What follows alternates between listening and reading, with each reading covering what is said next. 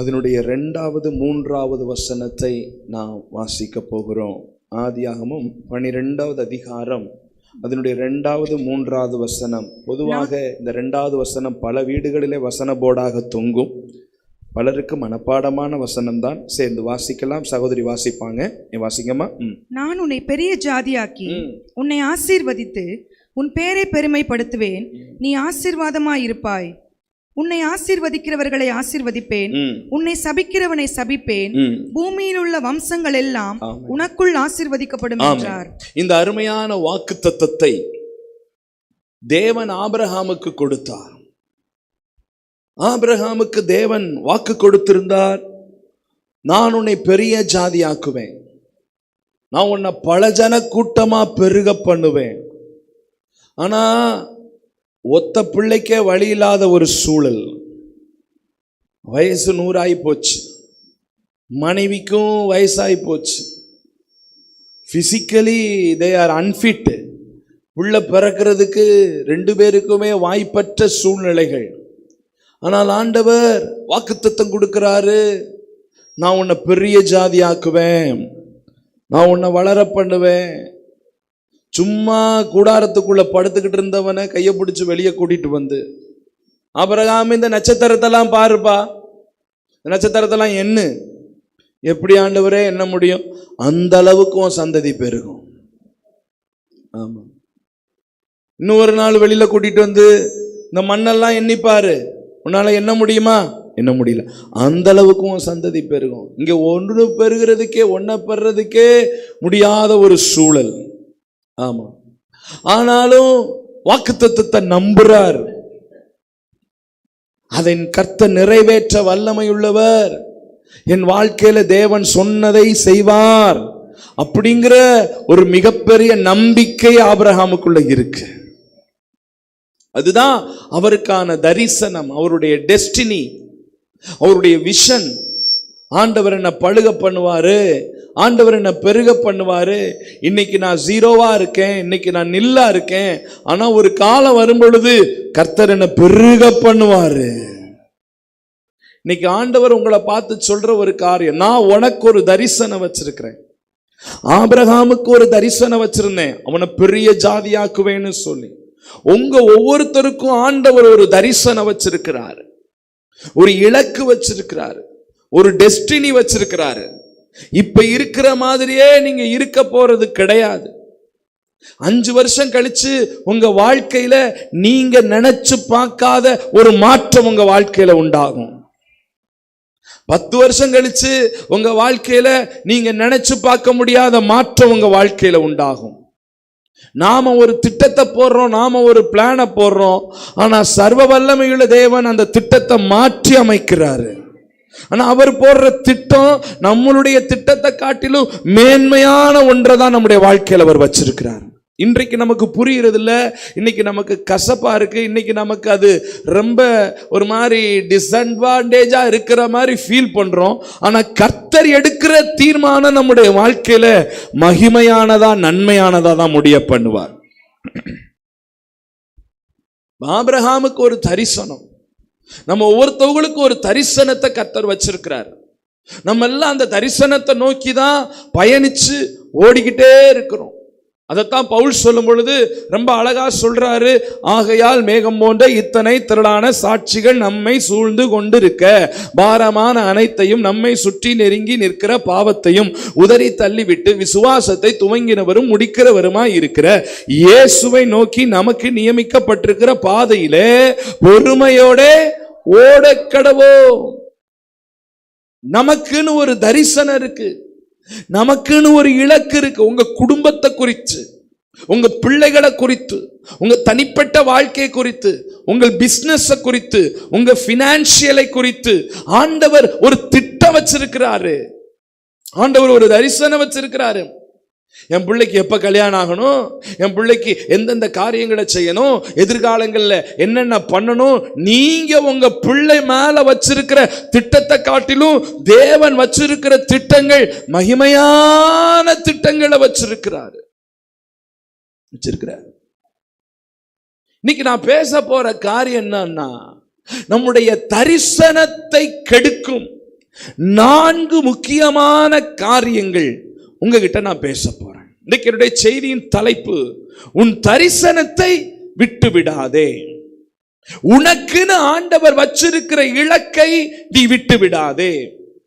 உனக்குன்னு ஆண்டவர் வச்சிருக்கிற அந்த காரியத்தை, அந்த பந்தய பொருளை நீ விட்டு விடாதே.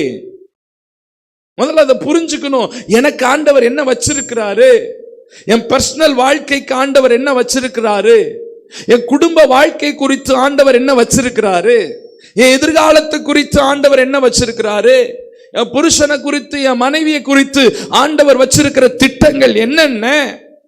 நான் அந்த திட்டத்தில இருந்து டீவியேட் ஆகாம கர்த்தருடைய திட்டத்துல தான் நான் பயணிக்கிறேனா, கர்த்தருடைய திட்டத்துல ஒழுங்கா நான் போய்கிட்டு இருக்கிறேனா, இல்ல அங்கிட்டு இங்கிட்டு அங்கிட்டு நான் ஜாயிறேனா, ஆண்டவரோட தான் இருக்கிறேனா, அவர் சத்தத்தை அப்பப்ப கேட்கிறேனா, நான் எடுக்கிற டெசிஷன், நான் எடுக்கிற தீர்மானங்கள் சரியா தான் எடுக்கிறேனா, அவரோட இணைஞ்சு எடுக்கிறேனா, அவர் பிரசன்னத்துல எடுக்கிறேனா, அவர் சொல்லிதான் எடுக்கிறேனா, இல்ல சுய விருப்பத்துல எடுக்கிறேனா.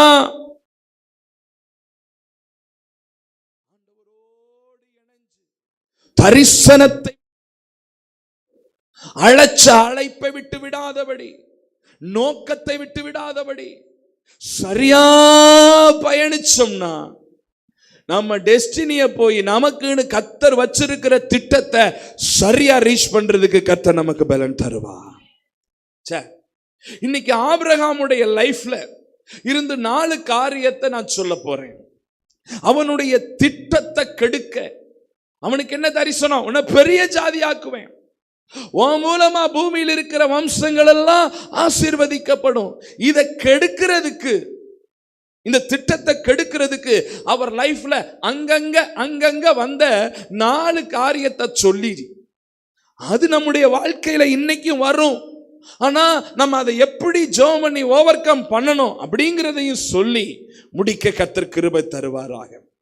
முதல்ல இந்த 4 பாயிண்ட சொல்லிடுறேன், அதுக்கப்புறம் நான் ஒண்ணு ஒண்ணா நான் எக்ஸ்பிளைன் பண்ணி பேசுறேன்.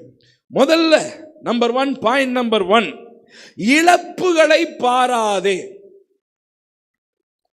நீங்க சொல்லுவீங்கன்னு சொல்லிட்டு தான் நான் சொன்னேன். ஆமா, இப்படி உட்கார்ந்துகிட்டே இருக்கிறீங்க, சொல்லுங்க, இழப்புகளை பாராதே. சத்தமா சொல்லுங்க. ஆமா, நம்பர் 1 இழப்புகளை பாராதே. நம்பர் 2 தவறான ஆலோசனையை கேளாதே. சொல்லுங்க. ஆமா. நம்பர் 3 மிரட்டுதலை கண்டு கலங்காதே. சொல்லுங்க. நம்பர் 4 சுய திருப்தியில் திருப்தி அடையாதே. சொல்லுங்க பாப்போம். ஆமா, இப்போ 1 by 1 சொல்லுங்க, 1 by 1 சொல்லுங்க பாப்போம். நம்பர் 1 என்னது சொன்னேன்? இழப்புகளை பாராதே. என்ன இழப்புகளை பாராதே? நான் பிரசங்கம் பண்ணுவேன். இழப்புகளை பாராதே. 2வது தவறான ஆலோசனையை. என்ன தவறான ஆலோசனைய ஆபிரகாம் கேட்டாரு?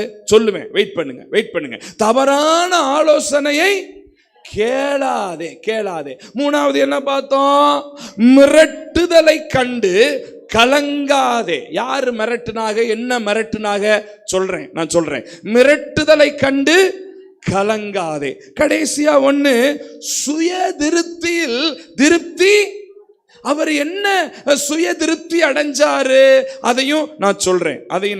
1 by 1 நம்ம பார்க்கிறதுக்கு ஆவியானவர் கிருபை தருவாராக. சரி, இப்ப முதல்ல இழப்புகளை பாராதே. ஆபிரகாமுடைய வாழ்க்கையில தேவன் திட்டத்தை கொடுத்துட்டாரு. நீ பெரிய ஆளாவப்பா, நீ பெரிய ஆளாவ, நீ தான் சொல்லிட்டு இருக்க என்கிட்ட ஒண்ணுமில்லைன்னு சொல்லிட்டு. ஆனா ஒரு நாள் வரப்போது நான் உன்னை பெரிய கூட்டமாக்க போறேன், உன் சந்ததிய என்னவே முடியாது, அம்பூட்டா உன் சந்ததி பெருக போகுது, உன்னுடைய ஆசீர்வாதத்தை பூமி தாங்காது. அந்த அளவுக்கு உனக்கு ஆடுகள் என்ன, மாடுகள் என்ன, குதிரைகள் என்ன, கோவேரி கழுதைகள் என்ன, ஒட்டகங்கள் என்ன, வேலைக்காரர்கள் என்ன, வேலைக்காரிகள் என்ன, அவ்வளவு திரளா பெருக போறாங்க.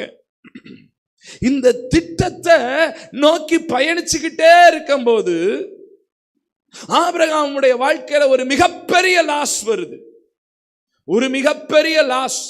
மிகப்பெரிய இழப்பு. என்ன இழப்பு வந்துச்சு? என்ன இழப்பு வந்துச்சு? 13வது அதிகாரத்துல 7வது வசனத்துல இருந்து 7, 8, 9, 10, 11 வசனங்களை வாசிங்கம்மா பாப்போம். ஆபிரகாமுடைய மந்தை மேய்ப்பருக்கும் லோத்துடைய மந்தை மேய்ப்பருக்கும் வாக்குவாதம் உண்டாயிற்று. அக்காலத்திலே கானானியரும் பெரிசியரும் அத்தேசத்தில் குடியிருந்தார்கள்.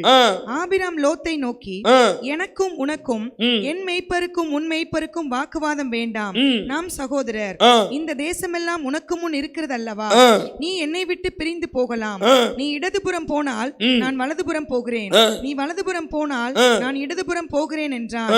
அப்பொழுது லோத்து தன் கண்களை ஏறெடுத்து பார்த்து யோர்தான் நதிக்கு அருகான சமபூமி முழுவதும் நீர்வளம் பொருந்தினதா இருக்க கண்டான்.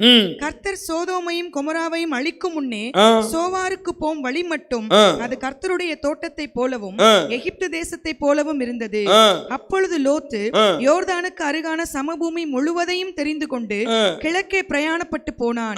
இப்படி அவர்கள் ஒருவரை ஒருவர் விட்டு பிரிந்தார்கள். இப்படி அவர்கள் ஒருவரை ஒருவர் விட்டு என்ன செஞ்சாங்களா? பிரிந்தார்கள். நல்லா கவனிங்க, நல்லா கவனிங்க.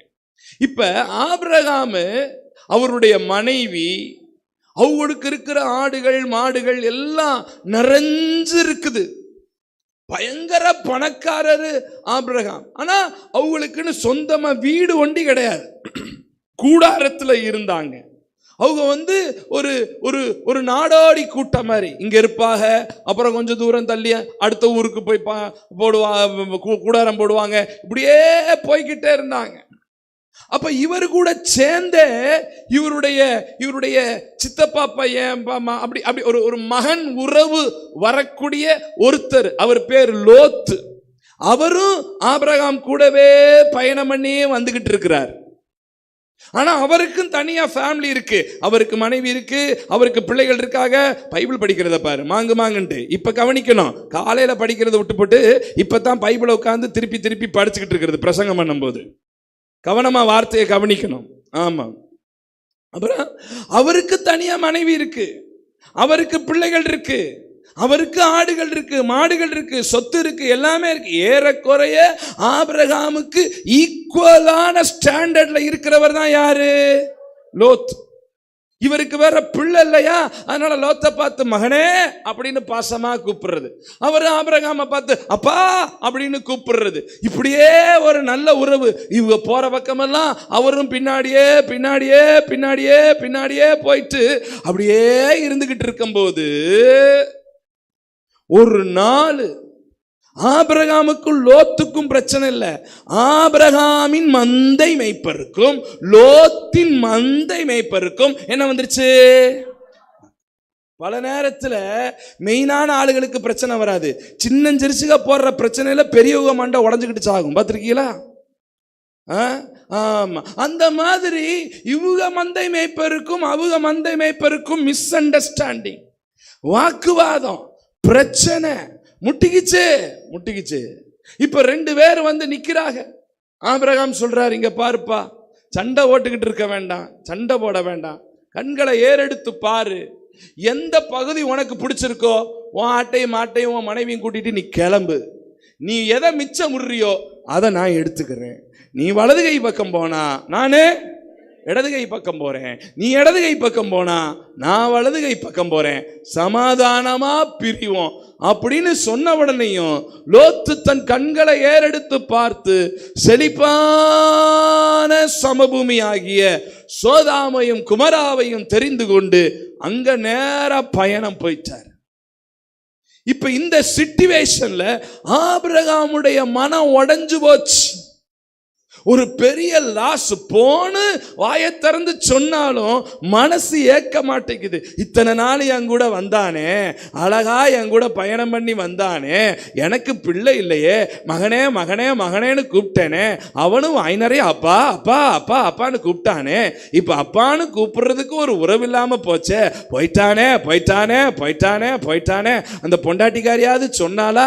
ஏங்க அவங்க தான் இந்த மாதிரி பிரச்சனை பண்றாங்கன்னா நீங்கவாது புரிய வேணாம் போலாமான்னு நல்ல விஷயத்தை இந்த பொண்டாட்டிக்காரி சொல்றாளா? சொல்ல மாட்டா. கண்டது என் கருமத்தை ஏற்றி விடுறதுல ஒன்னா நம்பரா இருக்கிறா. இதுதாங்க நல்ல சான்ஸ் இந்த ஆளை விட்டு போறதுக்குன்னு சொல்லி அவளும் ஏற்றி விட்டு பிரிச்சுக்கிட்டு போயிட்டாங்களேன்னு சொல்லி யாருக்கு வருத்தம்? சோறு தண்ணி இறங்க மாட்டேங்குது. கண்ணீரோட போய் உட்கார்ந்துக்கிட்டாரு மூளையில, டெண்டுக்குள்ள, கூடாரத்துக்குள்ள ஒரு மூளைய பார்த்து போயிட்டான் என் மகன் போயிட்டான், என்னை விட்டு போயிட்டான், கோச்சுக்கிட்டு போயிட்டான், சண்டை போட்டு போயிட்டான், அம்புட்டையும் கூட்டிக்கிட்டு போயிட்டான் அப்படின்னு ரொம்ப வருத்தத்துல, வேதனையில, கண்ணீர்ல இருக்கும்போதுதான் கர்த்தருடைய வார்த்தை அவருக்கு உண்டாகுது. அடுத்த வசனத்தை நீங்க படிக்கும்போது, 12வது வசனத்தை படிக்கும்போது, ஆபிரகாம் கானான் தேசத்தில் குடியிருந்தான். லோத்து அந்த யோர்தானுக்கு அருகான சமபூமியில் உள்ள பட்டணங்களில் வாசம் பண்ணி சோதோமுக்கு நேரே கூடாரம் போட்டான். சோதோமின் ஜனங்கள் பொல்லாதவர்களும் கர்த்தருக்கு முன்பாக மகா பாவிகளுமாய் இருந்தார்கள். லோத்து ஆபிரகாமை விட்டு பிரிந்த பின்பு கர்த்தர் ஆபிரகாமை நோக்கி, கைத்தட்டி ஆண்டவரை சோதரம் பண்ணுங்க பாப்போம். கைத்தட்டி நல்ல ஆண்டவரை துதிங்க பாப்போம். எப்படி? லோத்து ஆபிரகாமை விட்டு பிரிந்த பின்பு கர்த்தர் ஆபிரகாமை, சில காரியம் நம்மளை விட்டு பிரிஞ்சாதான் கர்த்தரே நம்ம கிட்ட பேச ஆரம்பிப்பார். சத்தியம் புரிஞ்சவங்க நேரம் கைத்தட்டி கர்த்தரை துதிப்பாக. ஆமென். புரியுதா பிரதர்? லோத்து ஆபிரகாமை விட்டு பிரிந்த பின்பு கர்த்தருடைய வார்த்தை யாருக்கு வருது? தட்டி எழுப்புறாரு. ஏய், உங்களை தட்ட சொல்ல, அவர் தட்டி எழுப்புறாரு. சொல்றப்ப தட்டுறது கிடையாது, தட்டி எழுப்புறாரு. ஆபிரகாம் என்ன பொம்பளை புள்ள மாதிரி சும்மா கூடாரத்துக்குள்ள போய் ஓரத்துல கட்டி கிடக்குற நீ யாரை நம்பி நீ பயணம் ஆரம்பிச்ச? உனக்கு வாக்குத்தத்தம் கொடுத்தது யாரு? நானு. உனக்கு பிள்ளைய தருவேன்னு சொன்னது யாரு? நானு. உன்னை பெரிய சந்ததி ஆக்குவேன்னு சொன்னது யாரு? நானு. உன்னை மிகப்பெரிய ஆளாக்குவேன்னு சொன்னது யாரு? நானு. இவனா சொன்னா அவன் இன்னைக்கு இருப்பான், நாளைக்கு போயிருவான். நாசியில சுவாசம் உள்ள மனுஷனை நம்புறதுக்கு எம்மாத்திரம். எழும்பு, கிளம்பு, உனக்கானதை சுதந்திரிக்கிறதுக்கு கர்த்தர் பலன் தர்றவரா இருக்கிறாரு. கைத்தட்டி ஆண்டவரை ஸ்தோத்திரம் பண்ணுங்க பாப்போம். ஒரு லோத்து போயிட்டான்னு சொல்லிட்டு நீ உட்கார்ந்துடுற. ஏதோ ஒரு சின்ன காரியம் நம்மளை விட்டு போயிருச்சுன்னு சொல்லிட்டு நீ உட்கார்ந்துடுற. ஏதோ சில உறவுகள் உன்னை விட்டு போயிருச்சுன்னு நீ சோர்ந்து போயிடுற. நான் நேசிச்சவங்க என்னை விட்டு போயிட்டாங்களே அப்படின்னு சோர்ந்து போயிடுற. ரொம்ப போல 2 தெருவு தள்ளி தான் போயிருக்கிறாங்க, அப்ப கூட போயிட்டாங்களேன்னு ஒரு வருத்தம் உனக்கு வருது. சபையில இத்தனை நாளா ஸ்ட்ராங்கா பில்லரா தூணா இருந்தவங்க புடுங்கிட்டு போயிட்டாங்களே, ஏன் வருத்தப்படுற? அவங்கள நம்பியா ஊழிய ஆரம்பிச்ச? உனக்கு ஊழியத்தை தந்தது கர்த்தர்ல. நீ கர்த்தரை நம்பி ஆரம்பிச்சினா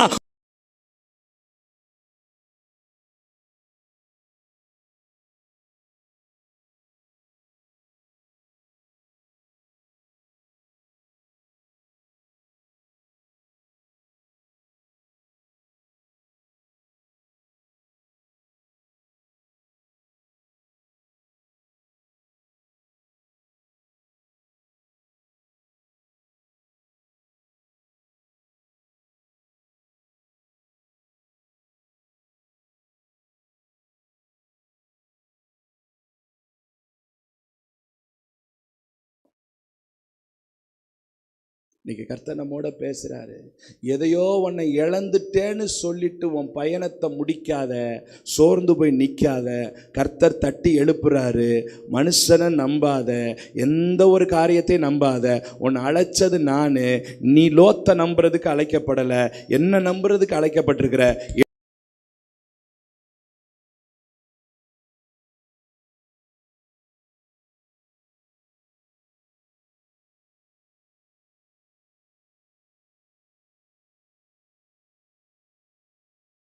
எதையோ உன்னை இழந்துட்டேன்னு சொல்லிட்டு நின்றுட்டு இருக்காத தேவ பிள்ளைய. எதையோ உன்னை மிஸ் பண்ணிட்டேனே என் லைஃப்பில். நான் ரொம்ப நேசித்தது, நான் ரொம்ப நம்பினதை நான் இழந்துட்டேன். எதையோ உன்னை நான் மிஸ் பண்ணுறேன்னு சொல்லி நீ நினைக்காத தேவ பிள்ளைய. ஆண்டவர் இன்னைக்கு ஒன்று கூட சொல்லிக்கிட்டு இருக்கிறாரு. ஆண்டவர் இன்னைக்கு உங்ககிட்ட பேசிக்கிட்டு இருக்கிறாரு. எந்த இழப்பும் ஓட்டத்தை நிறுத்தக்கூடாது. ஒருவேளை எங்கேயோ ஒரு இடத்துல பணத்தை நம்பி நீ இழந்திருக்கலாம். உன் ஓட்டத்தை நிறுத்தாத. எங்கேயோ ஒரு இடத்துல நீ சில காரியத்தை, சில மனிதர்களை நம்பி அந்த உறவுகளை இழந்திருக்கலாம். அதுக்காக நீ உன் ஓட்டத்தை நிறுத்தாத. ஏதோ ஒரு மனிதனோ ஏதோ ஒரு காரியமோ எது ஒன்றும் உன் ஓட்டத்தை நிறுத்தக்கூடாது. அழைத்தவர் கர்த்தர், அவரோடு கூட பயணிச்சுக்கிட்டே இருக்கு. ஆமேன்னு சொல்லுங்க பார்ப்போம். அருமையான ஜான்சன் ஐயா ஒரு பாட்டில் இப்படி எழுதியிருப்பார். ஒரு வரி இப்படி வரும்: என் ஓட்டத்தில் நான்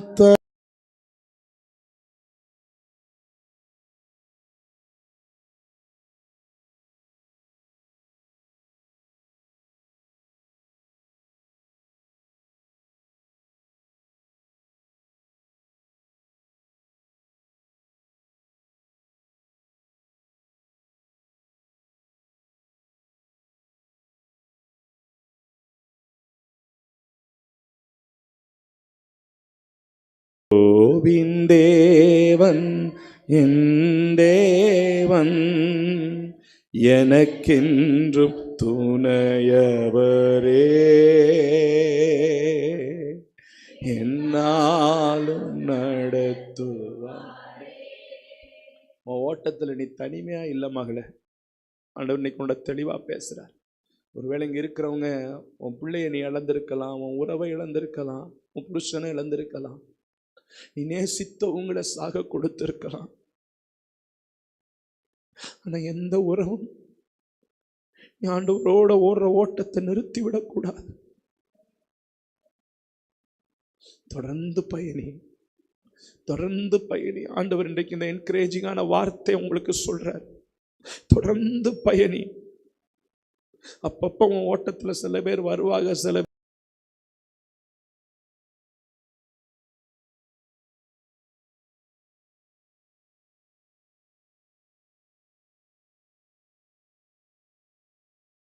இரண்டாவது குறிப்பு என்னன்னு சொன்னேன்?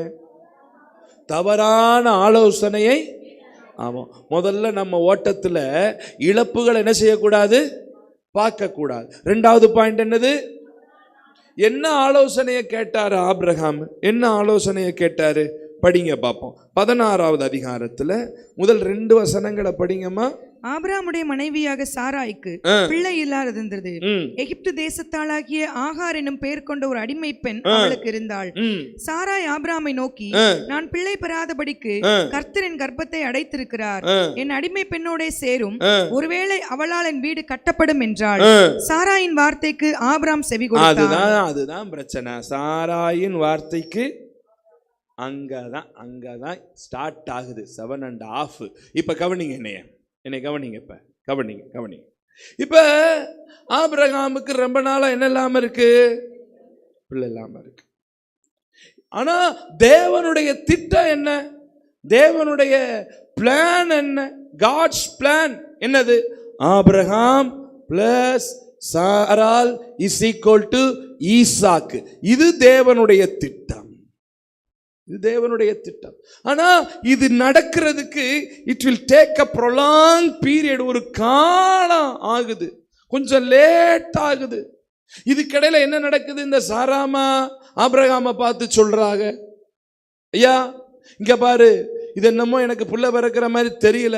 அவர் சும்மா வாக்குத்தத்தத்தை அள்ளி விட்டுட்டு போயிடுறாரு. யாரு? ஆண்டவர்.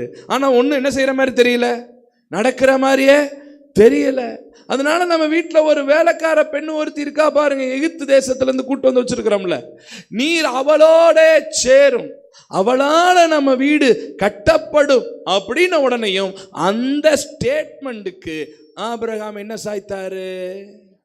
ஆனா இது தேவ திட்டத்துல இருக்கா அப்படின்னு பார்த்தா தேவ திட்டத்துல இல்ல. தேவத்திட்டம் என்னது? கிளியரா இருக்கு. ஆபிரகாம் பிளஸ் சாராள் இஸ் ஈக்குவல் டு ஈசாக்கு. இதுதான் தேவ திட்டம். ஆனா மனுஷ திட்டம் இங்க என்ன பிளே ஆகுது? ஆபிரகாம் பிளஸ் ஆகார் இஸ் ஈக்குவல் டு இஸ்மவேல். இது திட்டத்திலே இல்ல, இது லிஸ்ட்லயே இல்ல. இடைச்சொருகளா வருது, ஒரு தவறான ஆலோசனை வருது. அதுக்கு ஆபிரகாம் செவி கொடுத்து நீ சொல்ற மாதிரியே செய்வோமான்னு சொல்லி மனைவியுடைய தவறான ஆலோசனைக்கு செவி கொடுத்ததுனால ஒரு துஷ்ட சந்ததி தேசத்துல உருவாகி போச்சு. இஸ்மவேல் துஷ்ட மனுஷனாய் இருப்பான், அவன் கை எல்லோருக்கும் எதிராக இருக்கும் அப்படின்னு பைபிள்ல போட்டிருக்கு. இன்றைக்கு வரைக்கும் இஸ்மவேலை ஆண்டவர் ஒரு துஷ்ட சந்ததியா தானே பார்க்கிறாரு. சத்தம் கேட்டுற போது பக்கத்துல வேற பயமா கிடக்கு. புரியுதுங்களா? எத்தனை பேருக்கு புரியுது நான் சொல்றது? அப்ப தேவ திட்டத்துக்கு விரோதமான ஒரு ஆலோசனைக்கு செவி கொடுக்கிறாரு. உங்களுடைய வாழ்க்கை பயணத்துல கூட பல பேர் ஆலோசனைகள் அள்ளி கொடுப்பாங்க. இதுக்குனே கியூ கட்டி நிப்பாங்க, நம்ம கிட்ட இதுக்குனே நிப்பாங்க. இப்படி செய்யுங்க, அப்படி செய்யுங்க, அப்படி செய்யுங்க பாஸ்டர், இப்படி செய்யுங்க பாஸ்டர், இத பண்ணுங்க பாஸ்டர், அத பண்ணுங்க பாஸ்டர், இத பண்ணுங்கம்மா, அத பண்ணுங்கம்மா. அவங்க வீட்டில் இருக்கிறத பண்ண மாட்டாங்க. ஆனா நமக்கு நம்ம பிள்ளைக்கு ஆலோசனை சொல்றதுக்கு வண்டி வண்டியா வச்சிருப்பாங்க. ஆலோசனைக்காரர்களுக்கு குறைவே கிடையாது. அம்புட்டு செய்யுங்க, இப்படி செய்யுங்க, அப்படி செய்யுங்க. இப்ப நம்ம கிட்ட அவ்வளோ ஆலோசனைகளை சொல்றாங்க. சொல்றதெல்லாம் கேட்டு கேட்டு செஞ்சிடுறேன் செஞ்சிடுறேன் செஞ்சிடுறேன் செஞ்சிடுறேன்னு செஞ்சா நம்ம நிலைமை எப்படி இருக்கும் யோசிச்சு பாருங்க. அதோ கதியா போயிடும். அப்ப எத்தனை ஆலோசனைகள் வந்தாலும் காசா பணமா சொல்லுங்கக்கா, சொல்லுங்கண்ணே, சொல்லுங்க தங்கச்சி, சொல்லுங்கம்மா, சொல்லுங்க அங்கிள், கேட்டு வைக்கிறேன்னு அம்புட்டையும் கேட்டு குப்பை தொட்டி மாதிரி வாங்கி தேவ சமூகத்துல கொண்டு போய் அந்த குப்பையை கொட்டி இம்புட்டு பேரு ஆண்டவரே இம்புட்டு ஆலோசனையை சொல்லியிருக்கிறாங்க. இது எல்லாத்தையும் உங்க பாதத்துல போடுறேன், ஆனா நான் என்ன செய்யணுங்கிற ஆலோசனையை நீங்க இப்ப எனக்கு சொல்லுங்க ஆண்டவரே அப்படின்னு அவர் திட்டத்தை கேட்டு நம்ம வாழ்க்கையை பயணிச்சா போக வேண்டிய இடத்துக்கு சரியாய் போய் சேர கர்த்தர் உதவி செய்வார். நீங்களே கொஞ்சம் யோசிச்சு பாருங்களேன். இன்னைக்கு சில பேர் இந்த நிலைமைக்கு வந்து இருக்கிறதுக்கான காரணமே அவங்க பேச்சை கேட்டுதான் இந்த நிலைமைக்கு மாட்டிக்கிட்டோம். உண்மைதானா இல்லையா? உங்க மனசாட்சி பதில் சொன்னோம், மனசாட்சி பதில் சொன்னோம். அன்னைக்கே சொன்னாங்க இந்த குடியார பையனை கட்டாதேன்னு. நான் தான் கட்டுனா இவரை தான் கட்டுவேன் நின்றேன். இப்ப பல ஆலோசனைகள், பல விருப்பங்கள். வாழ்க்கை பயணத்துல நிறைய ஆலோசனைகள் நமக்கு வந்துகிட்டே இருக்கு. இன்னைக்கு கர்த்தர் நம்மோட சொல்றாரு, ஒவ்வொரு காரியத்தையும் தீர்மானம் பண்ணும்போது என் சமூகத்தில் வை. பல ஆலோசனைகள் வந்தாலும் நீ நடக்க வேண்டிய வழியை நான் உனக்கு போதித்து உன்மேலே கண்ணை வைத்து உனக்கு ஆலோசனை சொல்லுவேன் அப்படின்னு ஆவியானவர் நம்ம கூட சொல்லிக்கிட்டு இருக்கிறாரு. ஹல்லேலூயா, ஹல்லேலூயா. பரிசுத்த ஆவியானவர் நம்மோடு கூட பேசட்டும், பரிசுத்த ஆவியானவர் நம்மோடு கூட பேசட்டும். Thank you Jesus. ரைட்,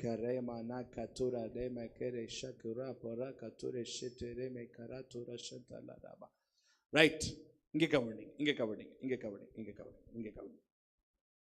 ரெண்டு காரியம் சொன்னேன். நம்பர் 1 என்னது? நம்பர் 1 என்னது? இழப்புகளை பாராத. வாழ்க்கை பயணத்துல எத்தனை லாஸ் வந்தாலும் என்னை அழைச்ச தெய்வத்துக்குள்ள நான் தொடர்ந்து பயணிக்கிறதுக்கு கர்த்தர் எனக்கு கிருபை தருவாராக. இரண்டாவது தவறான ஆலோசனைகளை கேளாதே, தொடர்ந்து பயணிக்கிறதுக்கு கர்த்தர் நமக்கு கிருபை தருவாராக. மூன்றாவது காரியம், மூன்றாவது காரியம் என்ன சொன்னேன்?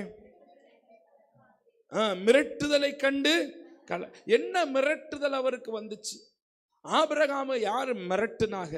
ஆபிரகாமுக்கு என்ன மிரட்டுதல் வந்துச்சு? படிங்க பார்ப்போம். 20வது அதிகாரத்துல 1 சில வசனங்களை வாசிக்கலாம். ஆபிரகாம் அவனிடம் விட்டு தென் தேசத்திற்கு பிரயாணம் பண்ணி காதேசுக்கும் சூருக்கும் நடுவாக குடியேறி கேராரிலே தங்கினான். சரி, அடுத்த ஊருக்கு பயணம் பண்ணி போறாரு, கூடாரத்தை பேத்துக்கிட்டு. அங்கே ஆபிரகாம் தன் மனைவியாகிய சாராளை தன் சகோதரி என்று சொன்னதினாலே கேராரின் ராஜாவாகிய அபிமெலேக்கு ஆள் அனுப்பி சாராளை அழைப்பித்தான். ஒரு இடத்துல மனைவின்னு இன்ட்ரோடியூஸ் பண்ணாம எங்க அக்கான்னு சொல்றாரு. எப்படி? மனைவிய she is my wife அப்படின்னு சொல்றதுக்கு பதிலா she is my sister அப்படிங்கிறாரு. எப்படி ஒரு ராஜா கிட்ட சொல்லுங்க பாப்போம். தேவன் இரவிலே அபிமெலேக்குக்கு சொப்பனத்திலே தோன்றி, நீ அழைப்பித்த ஸ்திரீயின் நிமித்தம் நீ செத்தாய், அவள் ஒருவனுடைய மனைவியா இருக்கிறாளே என்றார். அபிமெலேக்கு அவளை சேராதிருந்தான். ஆகையால் அவன், ஆண்டவரே, நீதியுள்ள ஜனங்களை அழிப்பீரோ, இவள் என் சகோதரி என்று அவன் என்னோட சொல்லவில்லையா? அவன் தன் சகோதரன் என்று இவளும் சொன்னாளே. சரி, போதும். நல்ல கவனிங்க, நல்ல கவனிங்க. ஒரு இடத்துல, ஒரு குறிப்பிட்ட இடத்துல வந்த உடனேயும் ஆபிரகாம் தன் மனைவின்னு சொல்லாம என்னன்னு சொல்றாரு? சகோதரி தானே, அப்போ ஓகே, நான் தூக்கிட்டு போய் கல்யாணம் பண்ணிக்கிறேன். அவர் தூக்கிட்டு போயிட்டாரு. தூக்கிட்டு போய் அரண்மனையில வச்சிருக்கிறார் இந்த அம்மாவை. பாட்டியா இருந்தாலும் ரொம்ப அழகான பாட்டியா இருந்திருக்கும் போல தெரியுது. தூக்கிட்டு போயிட்டாரு பாருங்க, தூக்கிட்டு போயிட்டாரு. உன் அக்கா தானே, அப்ப பரவாயில்ல, நான் கட்டிக்கிறேன் அப்படின்னு தூக்கிட்டு போயிட்டா. அன்னைக்கு ராத்திரி ஆண்டவர் அவர்கிட்ட பேசுறாரு. யார கேட்ட அந்த அம்மாவை தூக்கிட்டு வந்த நீ? அவ இன்னொருத்தியுடைய மனைவி, உனக்கு தெரியுமா? எனக்கு என்ன ஆண்டவரே தெரியும், அவர் தான் சொன்னாரு, இது எங்க அக்கான்னு சொன்னாரு, அதனாலதான் நான் தூக்கிட்டு வந்தேன். சொன்னா தூக்கிட்டு வந்துருவியா? கைய வச்ச தொலைச்சிட்ட உடனே அப்படின்றாரு ஆண்டவர். ஏன் இவர் அக்கான்னு சொல்லணும்? ஏன்னா அவருக்கு ஒரு மிரட்டுதல் அங்க வருது. மிரட்டுதல். அந்த மிரட்டுதலுக்கு பயந்து தன் மனைவின்னு சொல்லாம அக்கான்னு சொல்லிவிட்டாரு, சகோதரின்னு சொல்லிட்டாரு. பல நேரத்தில் நம்முடைய வாழ்க்கையில சில மிரட்டுதல்கள் நம்முடைய வாழ்க்கையில வரலாம், உருட்டல்கள் நம்முடைய வாழ்க்கையில வரலாம். உன்னை தூக்கிடுவேன், உன்னை அழிச்சிருவேன், உன்னை இல்லாம பண்ணிடுவேன், உன்னை நிக்கிரகம் பண்ணிடுவேன். ஏதோ ஒரு காரியம் லைஃப்ல அப்பப்ப வந்து நம்மளை மிரட்டிக்கிட்டு இருக்கலாம். ஆனா கர்த்தர் சொல்றாரு, என் வாழ்க்கை பயணத்துல எத்தனை மிரட்டுதல்கள் வந்தாலும், எத்தனை உருட்டுதல்கள் வந்தாலும், கர்த்தருடைய தரிசனம் மாத்திரம் என் வாழ்க்கையில சரியா இருக்கும்னா, எந்த மிரட்டுதலையும் பார்க்காமல் பயணிக்கிறதுக்கு கர்த்தர் எனக்கு பலன் தரவரா இருக்கிறார். அல்லேலூயா. மிரட்டுதல்னா டைரக்டான மிரட்டுதல் மட்டும் இல்ல, இன்டைரக்டான சில மிரட்டுதல் இருக்கும்.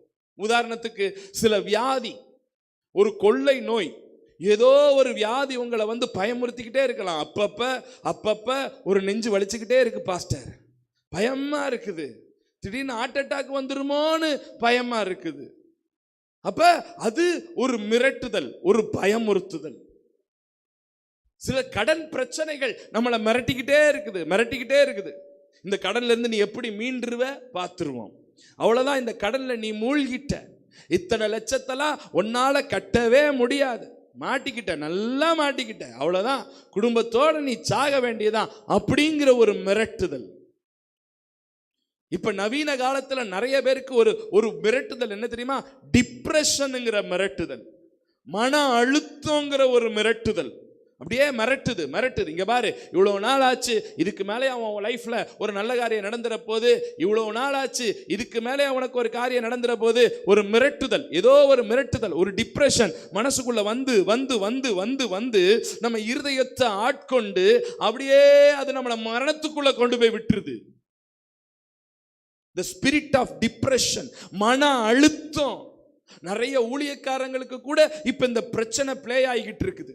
பல்லாயிரக்கணக்கான ஊழியர்களை கொண்ட ஒரு ஊழியக்காரர் திடீர்னு அன்னைக்கு கேள்விப்பட்டேன், ஐயோ பாஸ்டர், அவர் டிப்ரெஷனால பாதிக்கப்பட்டிருக்கிறாரான. என்னால ஏற்றுக்கொள்ளவே முடியல. எவ்வளோ பெரிய ஊழியக்காரர், பல்லாயிரக்கணக்கான மக்கள் அவங்க சபையில கூடுறாங்களே, ஆராதிக்கிறாங்களே, அந்த பாஸ்டருக்கு டிப்ரெஷனா? ஆமாம் பாஸ்டர், டிப்ரெஷன். சில விசுவாசிகள்னாலே சில ஊழியர்காரர்களுக்கு டிப்ரெஷன் வந்துருது, அட்டாக் வந்துருது. ஆமா, பிரஷரு சுகரு இருந்தாதான் அவர் பாஸ்டரு அப்படி ஆகிற சூழ்நிலைக்கு வந்துடுறாங்க. அப்ப பாருங்க, ஒரு மிரட்டுதல் உங்க வாழ்க்கையில ஏதோ ஒண்ணு அப்பப்ப வந்து உங்களை மிரட்டிக்கிட்டு இனி நடக்காது, இனி முடியாது, இனி ஆகாது, இது முடிஞ்சிருச்சுன்னு எது ஒண்ணு மிரட்டுதோ, இன்னைக்கு அதை தேவ சமூகத்துல வச்சு ஜெபிக்க போறோம். நமக்கென்று வைத்திருக்கிற தரிசனத்தை தொடர்ந்து ஓடி முடிக்கிறதுக்கு கர்த்தர் பலன் தருவாராக. காலங்கள் கடந்து போயிட்டாப்ல, காலங்களே நம்மளை பல நேரத்துல மிரட்டுது. இங்க பாரு, 4 வருஷமாச்சு கல்யாணம் ஆகி, 3.5 வருஷமாச்சு, 5 வருஷமாச்சு கல்யாணம் ஆகி, இது மேல வாய்ப்பு இல்லை. காலங்கள் மிரட்டுது. இங்க பாரு, 20 வயசாச்சு, 20 வயசு, 30 வயசாச்சு, 35 வயசாச்சு, 40 வயசாச்சு, இதுக்கு மேலலாம் உனக்கு மாப்பிள்ளை கிடைக்க போதாக்கும், கல்யாணம் ஆக போதாது, காலம் நம்மளை மிரட்டுது. காலங்கள் மிரட்டுது, வியாதி மிரட்டுது, டிப்ரெஷன் மிரட்டுது, கடன் பிரச்சனை மிரட்டுது. மாசம் ஒன்னானா நம்மளை சுத்தி இருக்கிற லோன் எல்லாம் நம்மளை சேர்ந்து மிரட்டுது. பணம் கிரெடிட் ஆகுறதும் தெரியல, அதுக்கு போகிறதும் தெரியல. அப்படி ஒரு மிரட்டுதல் ஒவ்வொருத்தவங்க வாழ்க்கையிலும் வித்தியாசமான டிசைனா ஏதோ ஒன்று வந்து மிரட்டிக்கிட்டு இருக்குது. இன்னைக்கு அந்த மிரட்டுதல்கள் அவர் சமூகத்தில் வைப்போம். கர்த்தர் நமக்கான பயணத்தை சிறப்பாய் முடிக்க கிருபை தருவாராக. அல்லேலூயா, அல்லேலூயா.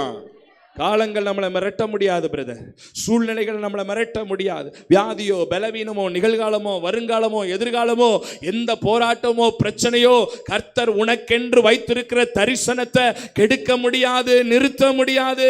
நீ ஓடி ரீச் ஆகிறதுக்கு கர்த்தர் பலன் தருவாரு. அல்லேலூயா, ஸ்தோத்திரம். கர்த்தர் நம்மோடு கூட பேசுறார். எத்தனை பேரோட என்கிட்ட பேசிக்கிட்டு இருக்கிறான்னு சொல்ல போறோம். மிரட்டுதா?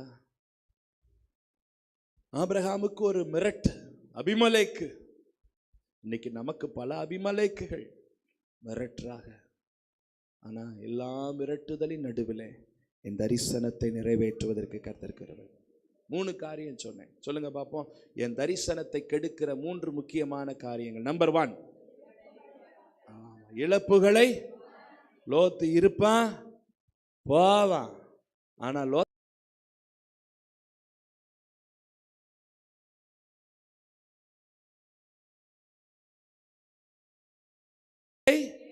கொண்டு வந்தது யாரு? தவறான ஆலோசனை கொண்டு வந்தது யாரு? சாராமா.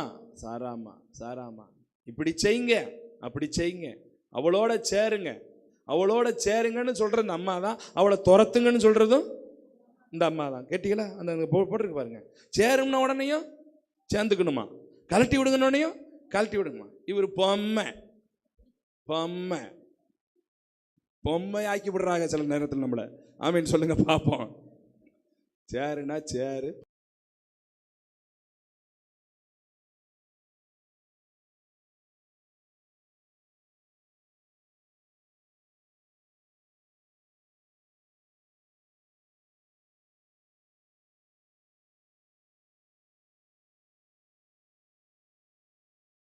மிரட்டினது யாரு?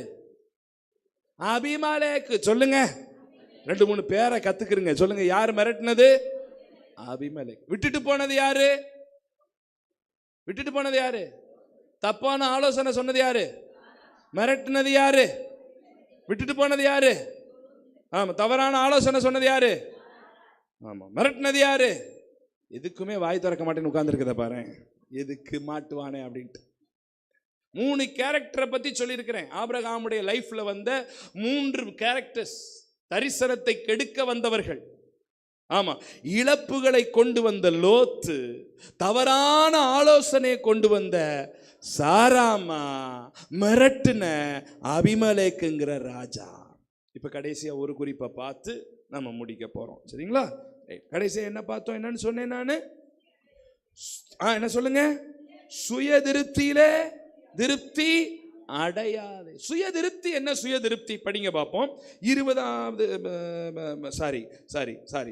17வது அதிகாரத்தின் 18வது வசனத்தை படிங்க பார்ப்போம். 17-18. இஸ்மவேல் உமக்கு முன்பாக பிழைப்பானாக என்று ஆபிரகாம் தேவனிடத்தில் விண்ணப்பம் பண்ணினார்.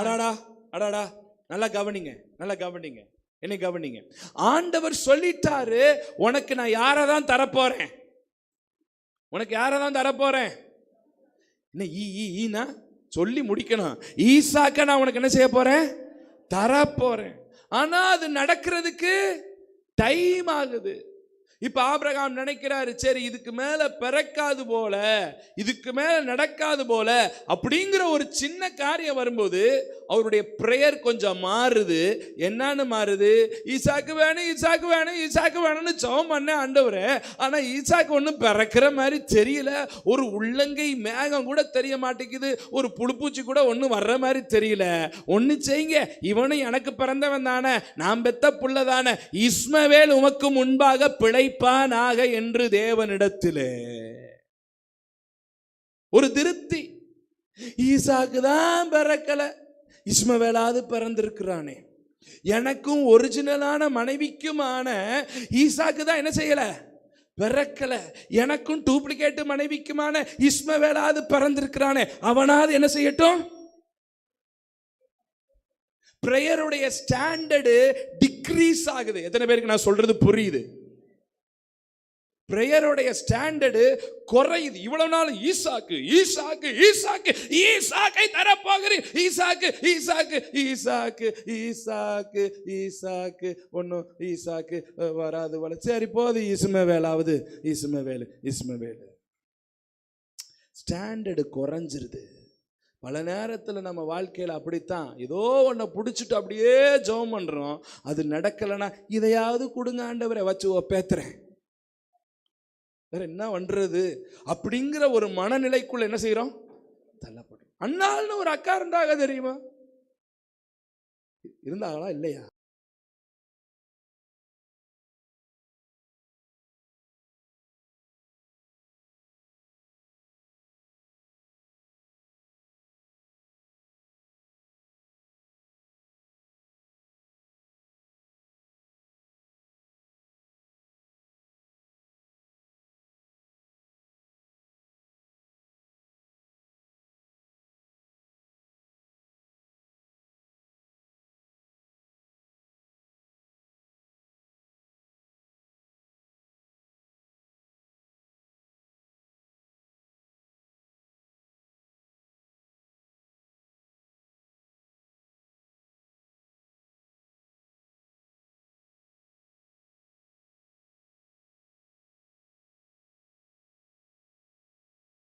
கொடுத்த ஆண்புள்ள கொடுத்த ஆண்புள்ள கொடுத்த ஆண்புள்ள அப்படின்னு உறுதியா நின்று பெற்றுக்கொண்டாளா இல்லையா? இன்னைக்கு நான் சொல்றேன், ஒரு நாள் உங்க ஜபத்தினுடைய குவாலிட்டியை நீங்க குறைக்காதீங்க. காலம் ஆயிடுச்சு, ரொம்ப காலம் ஆயிடுச்சு, இதுக்கு மேலெல்லாம் ஆண்டவர் தரவா போறாரு, இதையாவது கொடுங்க ஆண்டவரே அப்படிங்கிற நிலைமைக்கு வராதிங்க. தந்தா எனக்கு அதை தாங்க ஆண்டவரேன்னு நில்லுங்க. உங்க பிடிவாத ஜபத்தை பார்த்து கர்த்தர் கண்டிப்பா ஒரு நாள் தந்துருவார். இஸ்மவேல் உமக்கு முன்பாக பிழைப்பானாங்க. ஆண்டவர் நினைக்கிற இந்த ஜபத்தை கேட்கும் போது, ஏன்டா உன் புத்தி இப்படி போகுது? இஸ்மவேலுக்காக வாடா உன்னை அழைச்சேன், நீ ஈசாக்க பெறணும்டா, உன் சந்ததி பூமியை ஆளணும்டா. ஏன் இப்படி ஜெபம் பண்ற? சில நேரத்தில் நம்ம ஜெபத்தை பார்த்து ஆண்டவரே நொந்துக்குருவார். ஏன்டா இப்படி ஜெபம் பண்ணி நீ நோகடிக்கிற? இப்படி ஜெபம் பண்றதுக்கா வந்த நீ? இதை கேட்கறதுக்கா வந்த நீ? கேட்கறதான் கேட்கிற, நல்லா கேள. நம்முடைய வாழ்க்கையில ஏதோ ஒன்று கிடைச்சா போதும் அப்படிங்கிறதுக்காக கர்த்தர் நம்மளை அழைக்கல. தேவ பிள்ளையே, உன்னுடைய பயணத்துல சுயமா ஏதோ ஒன்று சின்னது கிடைச்சிச்சுன்னு சொல்லி திருப்தி அடையாத. ஒரு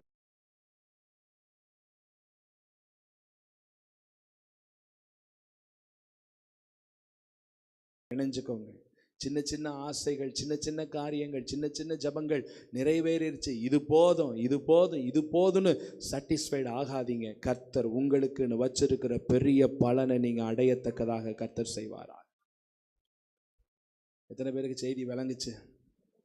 எத்தனை பேருக்கு நல்ல தெளிவாக விளங்குச்சு? நம்முடைய வாழ்க்கை பயணம், உன் தரிசனத்தை இழந்து விடாதே, உன் தரிசனத்தை காத்துக்கொள். தரிசனத்தை இழக்க பண்ணுகிற 4 முக்கியமான காரியங்கள் ஒவ்வொன்றா சொல்லிருங்க, ஒவ்வொன்றா போடுங்கயா. ஆமா, இழப்புகளை. எதை இழந்தாரு ஆபிரகாம்? பார்த்தீங்களா? திரும்ப முழிக்கிறது. ஆமா, லோத்த இழந்தார். ஆனா அந்த இழப்பு அவருடைய பயணத்தை நிறுத்திருச்சா?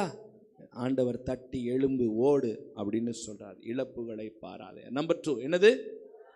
தவறான ஆலோசனை, ராங் இன்ஃபர்மேஷன், ராங் கவுன்சிலிங், இதெல்லாம் என்ன செய்யாதீங்க, கேட்காத கேட்காத கேட்காத. கர்த்தர் உனக்கு வச்சிருக்கிற திட்டத்துல பயணி. 3வது, மிரட்டுதலை கண்டு.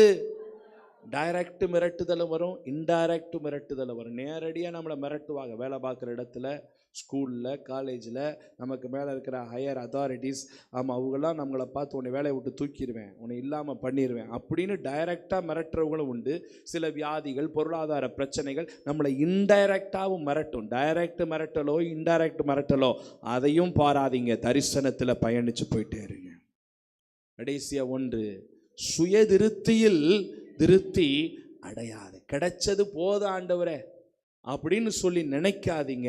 கர்த்தர் எனக்கான ஒன்றை மேலானதை வச்சிருக்கிறாருன்னு உங்கள் திட்டத்தில் பயணிங்க. உங்கள் பயணம் சிறப்பாய் முடிய வாழ்த்துக்கள். ஆமென். எல்லாரும் எழுப்பி நிற்கலாம் தேவனுடைய சமூகத்தில். ஆமென். Thank you Jesus. ஆவியானவரே எமக்கு ஸ்தோத்திரம். எல்லாரும் எழுப்பி நிற்கலாம். ஆமென். ஆமென். நன்றி ஆவியானவரே, நன்றி ஆவியானவரே, நன்றி ஆவியானவரே, நன்றி ஆவியானவரே. ஸ்தோத்திரம். எல்லாரும் எழுப்பிட்டீங்களா? ஆமாம். குறிப்பெல்லாம் எழுதி பேனாவுக்கு ஒரு மூடியை போட்டு, பைபிளுக்கு ஒரு ஜிப்பை போட்டு, அந்த பைபிளுக்கு உள்ள ஒரு பைக்குள்ளே வச்சு அந்த பைக்கு ஒரு ஜிப்பை போட்டு அப்படி எழும்பி நிற்கிறதுக்குள்ளேயும் நான் எழும்புங்க எழும்புங்க எழும்புங்கன்னு 10 தடவை கூவி, அதெல்லாம் அப்புறம் பண்ணிக்கிறது இல்லையா, டப்புன்னு எழும்பி நின்று ஸ்தோத்திரம். கர்த்தர் நல்லவர். ஆமென். ஆமென். ஆண்டவரோட பயணிங்க. உங்கள் பயணம் தனிமையாக இல்லை, அவரோட பயணிக்கிற ஒரு பயணம். வலது கரத்தை அப்படி உயர்த்துங்க பார்ப்போம்.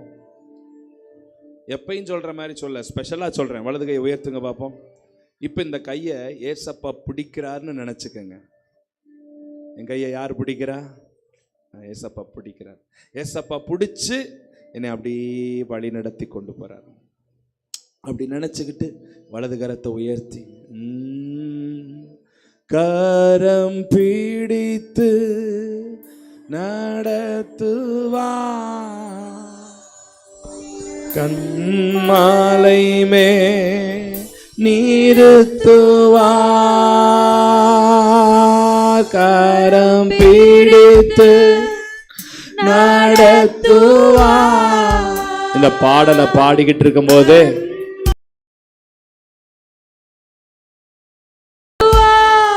அப்படி காணிக்கையும் படைச்சிருங்க. ஒரு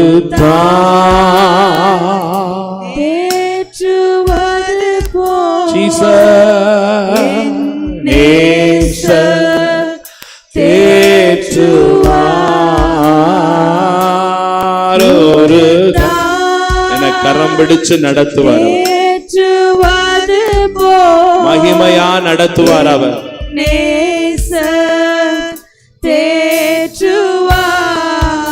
மீண்டும் சொல்லுங்க.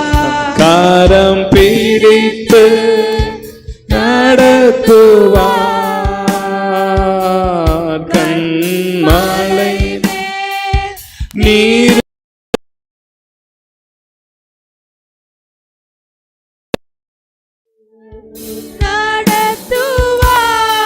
கண்மலை மேலே ஷேகரத்லா கரகதன மஹரா ஒரு தேற்றுவது போல் என் நேசர் தேற்றுவார். ஜீசஸ் ஒரு தேற்றுவது போல் என் நேசர் தேற்றுவார். இன்றைக்கு உங்களோடு கூட சேர்ந்து ஆராதிச்சது, உங்க மத்தியில ஊழியம் செய்தது எனக்கு மிகுந்த சந்தோஷம். தொடர்ந்து எனக்காக, ஊழியங்களுக்காக நீங்க ஜெபம் பண்ணிக்கொள்ளுங்க. உங்க வாழ்க்கை பயணத்துல சும்மா தைரியமா பயணிச்சு போங்க. கூட கர்த்தர் இருக்கிறார். ஆமென். நான் சொன்ன இந்த 4 காரியம் உங்க லைஃப்ல அப்பப்ப வரும்போது அதெல்லாம் உதறிட்டு கம்பீரமா பயணம் பண்ணி போயிட்டே இருக்கு. ஏசப்பா கூட இருக்கிறார் ஒவ்வொரு நாள். அதை ஒவ்வொரு நாளும் அறிக்கை பண்ணுங்க. என் கூட நீங்க இருக்கிறீங்க ஆண்டவரே, உங்க பிரசன்னம் என்னோடு இருக்கிறது. உங்க ஆளுகை என்னோடு கூட இருக்கிறது, உங்க சமூகம் என்னோடு கூட இருக்கிறது. முன்னும் பின்னும் உடைய கரத்தினால என்னை நெருக்கி நடத்துறீங்க ஆண்டவர். தைரியமா பயணம் பண்ணுங்க. கர்த்தர் உங்களை ஆசீர்வதிப்பாராங்க. மகிமையின் தெய்வமே, இந்த நாளிலே உடைய பிள்ளைகளுக்கு ஊழியம் செய்ய கர்த்தர் பாராட்டின தயவுக்காக ஸ்தோத்திரம். பாடின பாடல்கள், ஏறெடுத்த ஆராதனைகளை உடைய மகிமையான பிரசன்னத்தை விளங்க பண்ணினேன். உன் தரிசனத்தை இழந்து விடாதே என்று சொல்லி ஆபிரகாமை குறித்து எங்களோடு தெளிவாய் பேசி, ஆபிரகாமுடைய வாழ்க்கையில வந்த 4 போராட்டங்களை எங்களோடு கூட தெளிவாய் பேசி, எங்கள் வாழ்க்கை பயணத்திலையும் இப்படிப்பட்ட காரியங்கள் வரும், இழப்புகள் வரும், தவறான ஆலோசனைகள் கட்டாயம் வரும், மிரட்டல்கள் வரும், ஏதோ கொஞ்சத்துல திருப்தி அடைகிற சூழ்நிலைகள் வரும். இவைகளை உதறி தள்ளிவிட்டு அப்பாவோடு பயணிக்க, தரிசனத்துல பயணிக்க கிருபை தாங்க. வந்த பிள்ளைகளை ஆசீர்வதிங்க, ஜெயமாய் பயணிக்க கிருபை தாங்க. இயேசுவின் இன்ப நாமத்தில் ஜெபிக்கிறோம் நல்ல பிதாவே. நம்முடைய கர்த்தராகிய இயேசு கிறிஸ்துவினுடைய கிருபையும், பிதாவாகிய தேவனுடைய அன்பும், பரிசுத்த ஆவியானுடைய அந்யோன்ய ஐக்கியம், சமாதானம், சந்தோஷம் நாம் அனைவரோடும் சகல பரிசுத்தவான்களோடும் இன்றைக்கும் என்றைக்கும் சதா காலங்களிலும் நிலைத்திருப்பதாக. சேர்ந்து சொல்லுவோம், என் ஆத்துமாவே, என் முழு உள்ளமே, என் ஆத்துமாவே கர்த்தரை ஸ்தோத்திரி. அவர் செய்த சகல உபகாரங்களை ஒரு நாளும் மறவாதே. ஆமென், ஆமென்.